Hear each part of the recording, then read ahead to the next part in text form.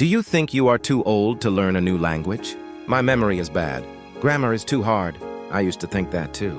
10 years ago, I quit my English class because of the stress. But did you know? Learning a foreign language is the best exercise to prevent dementia. It stimulates your brain more than any puzzle or game. So I started again with AI. But this time, I have no stress. My goal is not to be fluent. My goal is to tickle my brain.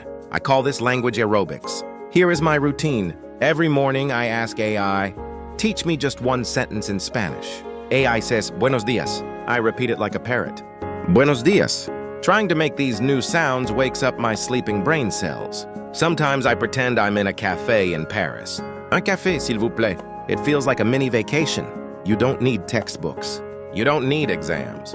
Just open your mouth and mimic the sound. Today, ask AI to teach you thank you in Italian.